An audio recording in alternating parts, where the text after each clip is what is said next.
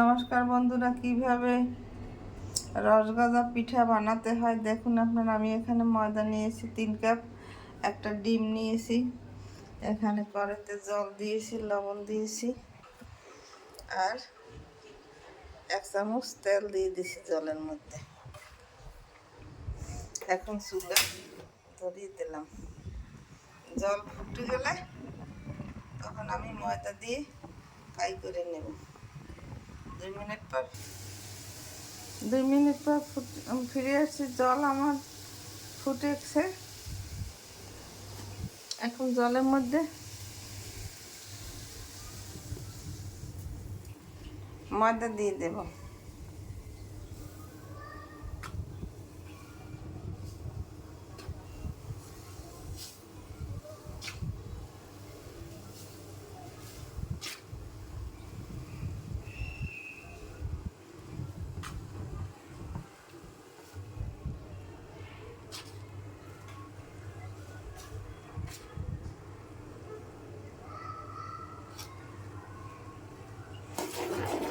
এখন ময়দাটাকে গুলে নিতে হবে।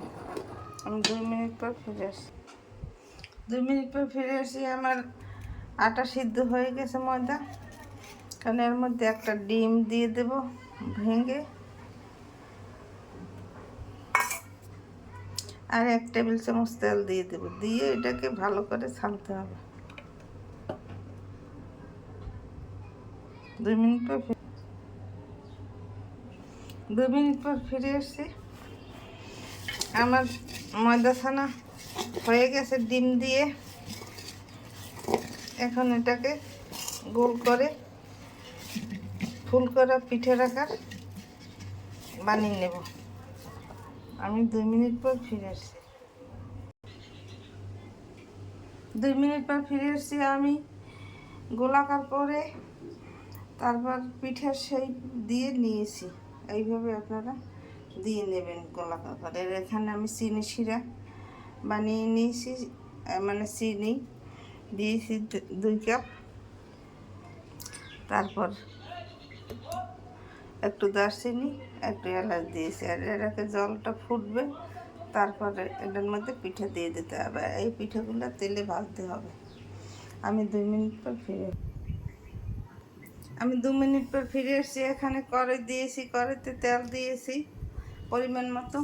আর এখানে শিরা জাল দিতেছি, শিরাটা ফুটবে। আমি এখন চুলা ধরিয়ে দিলাম। তেল গরম হলে পিঠা দিয়ে দেব।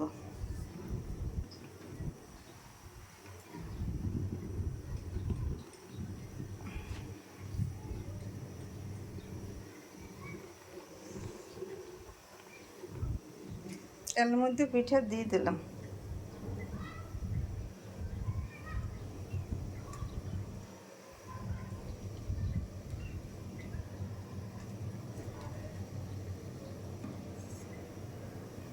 আমি 2 মিনিট পর ফিরে আসি। 2 মিনিট পর ফিরে আসি। পিঠা ফিরিয়ে দিতে আসি, ঘন ঘন ফিরিয়ে দিতে হবে।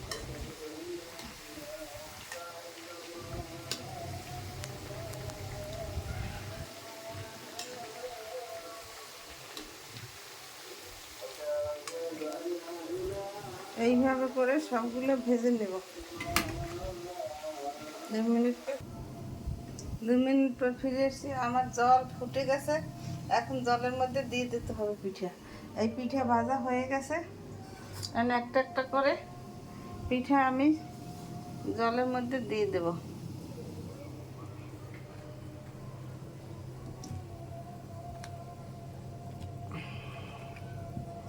পিঠা আমি দিয়ে দিচ্ছি।